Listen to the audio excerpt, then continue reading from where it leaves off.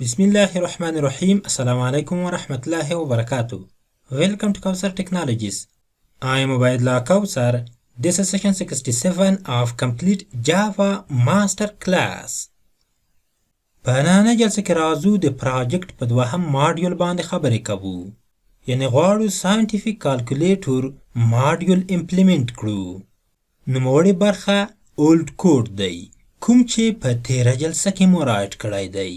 په نوموړي کوډ باندې خبرې نه کوو. تاسې کولی شئ 15مه جلسه همدارنګه 16مه جلسه په ډیټیل سره وګورئ. راځو د کوډ نیو سیکشن ته. په نوموړې برخه کې راځو سیمپل کنډیشن لګوو. که چیرته مین منیو ریزلټ مساوي شو له ساینټیفیک کالکولیټر سره باید موږ ته یوه کړنه ترسره کړي. په لومړۍ مرحله کې راځو ارې اخلو تر څو وکولای شو مختلف آپریشنز پکې سټور کړو. سیمپل string for example scientific options. راځو نوموړې ارې ته مختلف elements assign کوو. for example power همدارنګه square root همدارنګه logarithm همدارنګه فکټوریال همدارنګه ساین همدارنګه کوساین همدارنګه تانجانت. د هغې څخه وروسته راځو یوزر ته منیو په لاس راوړو. سیمپل وریبل اخلو فور ایگزامپل آبجیکټ ساینټیفیک ریزلټ. یو ځل بیا راځو له جاپشن پین څخه استفاده کوو. جاپشن پین ډاټ شو انپوټ ډایلاګ. راځو له نوموړي ورژن څخه استفاده کوو. راځو پیرنټ کمپوننت نل ورته پاس کوو. همدارنګه میسج ورته پاس کوو. فور ایگزامپل پلیز سلیکټ ان آپریشن. همدارنګه ټایټل ورته مشخص کوو. فور ایگزامپل آپشن. د هغې څخه وروسته یو ځل بیا راځو نیو لاین ته تر څو نوموړی کوډ په مکمل ډول باندې معلوم شي.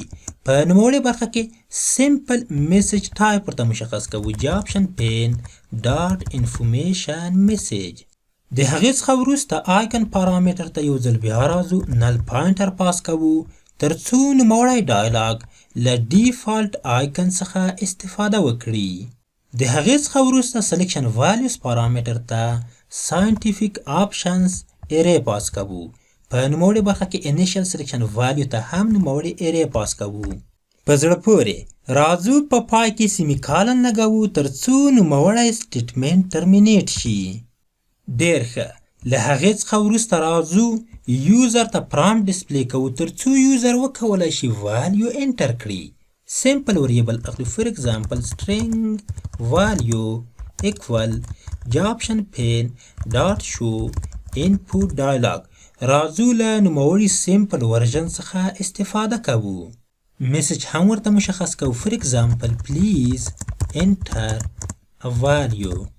د هغې څخه وروسته راځو یو ځل بیا له پارسینګ څخه استفاده کوو.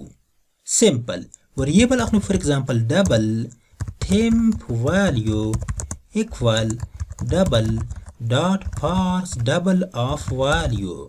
اوکې ډېر ښه. دا خو هغه بیسیک سټیپس وو چې د ساینټیفیک کالکولیټر لپاره مو ترسره کړل.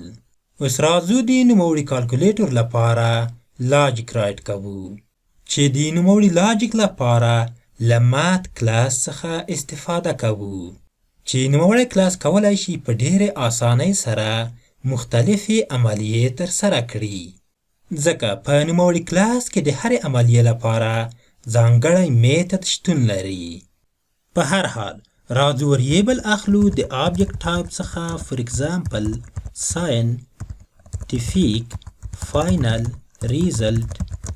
یو ځل بیا راځو له کنډیشنل آپریټر څخه استفاده کوو.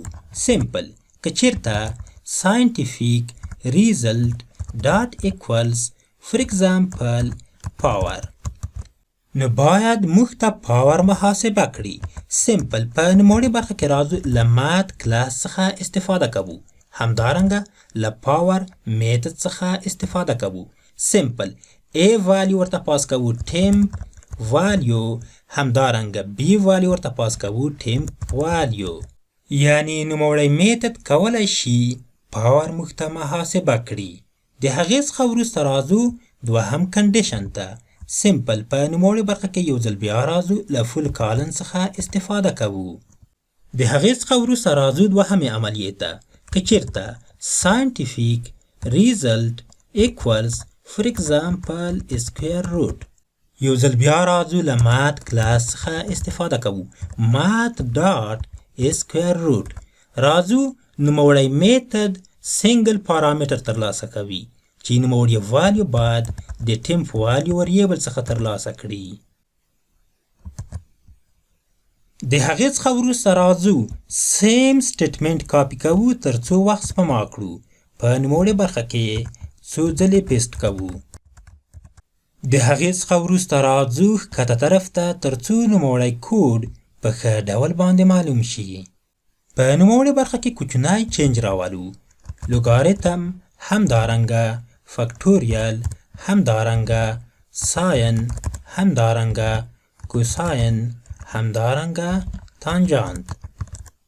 د هغې څخه وروسته راځو د نوموړي سټیټمنټ پر ځای سمپل میسج رایټ کوو. فور ایگزامپل invalid input.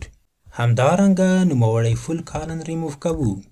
د هغې څخه وروسته راځو یو څه نور چینج هم راولو. د نوموړي میتد پر ځای له لاګ 10 میتد څخه استفاده کوو تر څو وکولی شي لوګاریتم موږ ته محاسبه کړي. بله مهمه خبره دا چې د فکټوریال د محاسبه کولو لپاره په مات کلاس کې بلټن میتد شتون نه لري. په نننۍ جلسه کې له فکټوریال څخه صرف نظر کوو. ان شاء الله په راتلونکي جلسه کې به د نوموړي د محاسبه کولو لپاره یوزر ډیفاینډ میتد په لاس راوړو. د هغې څخه وروسته راځو ساین ته. د نوموړي پر ځای له ساین میتد څخه استفاده کوو. همدارنګه راځو کوساین ته. د نوموړي پر ځای له کوساین میتد څخه استفاده کوو. همدارنګه د نوموړي پر ځای له تانجانت میتد څخه استفاده کوو. په وروستۍ مرحله کې راځو د نوموړي آوټپوټ یوزر ته په سکرین باندې ډسپلی کوو. سمپل جاپشن پین ډاټ شو میسج ډایلاګ. راځو له نوموړي ورژن څخه استفاده کوو. یو ځل بیا راځو کمپوننت نل پاینټر ورته پاس کوو. په نوموړي برخه کې لومړی موږ ته باید temp value ډسپلی کړي. د هغې څخه وروسته باید موږ ته scientific result ډسپلی کړي. سمپل scientific result. د هغې څخه وروسته باید موږ ته equal operator ډسپلی کړي. همدارنګه وروسته باید موږ ته final result ډسپلی کړي. سمپل scientific final result. اوکې ډېر ښه. په نوموړې برخه کې زموږ سره سمال غلطي شوې ده. راځو یو بل پلس آپریټر علاوه کوو تر څو په ښه مینر سره کنکټینیشن ترسره شي. اوکې ډېر ښه. راځو پروګرام رن کوو. مین مینیو موږ ته ډسپلی شوه. راځو له نوموړې برخې څخه ساینټیفیک کالکولیټور آپشن انتخابوو. په اوکې بټن باندې کلیک کوو. اوکې کوم آپشن موږ ته اوپن نشولو. راځو نوموړی کوډ چک کوو. اوکې نوموړی سټیټمنټ مو د اف سټیټمنټ په داخل کې رایټ کړی. یعنی د بیسیک کالکولیټور سټیټمنټ په داخل کې مو رایټ کړی. راځو نوموړی سټیټمنټ له نوموړې برخې څخه په کلي ډول باندې ریموف کوو. همدارنګه په نوموړې برخه کې راځو سمپل اوکې په نوموړې برخه کې رایټ کوو خو یوازې ایلس برخه ورسره علاوه کوو. ډېر ښه. راځو نوموړی نیو لاین ته هم ښکته کوو. سمپل سمپل سمپل. اوکې راځو یو ځل بیا پروګرام رن کوو. ډېر ښه. مین مینیو موږ ته اوپن شوله. راځو له نوموړې برخې څخه ساینټیفیک کالکولیټور آپشن انتخابوو. په اوکې بټن باندې کلیک کوو. ویری ګوډ. راځو له نوموړې مینیو څخه اسکویر روټ آپریشن انتخابوو. په اوکې بټن باندې کلیک کوو. نو تاسې وینئ چې پرامپټ یې موږ ته ډسپلی کړ. په نوموړې برخه کې والیو ورته انټر کوو. فور ایگزامپل 9. په اوکې بټن باندې کلیک کوو. ډېر ښه. نو تاسې وینئ چې آوټپوټ یې موږ ته ډسپلی کړ. راځو یو ځل بیا پروګرام رن کوو ترڅو وکولای شو یوه بله عملیه ترسره کړو. یو ځل بیا راځو له ساینټیفیک آپشن څخه استفاده کوو. په نوموړې برخه کې راځو له ساين څخه استفاده کوو. سمپل راځو value انټر کوو. For example 20. Very good. نو تاسو وینئ چې آوټپوټ یې موږ ته ډسپلی کړ. End of this lecture. Thank you for watching.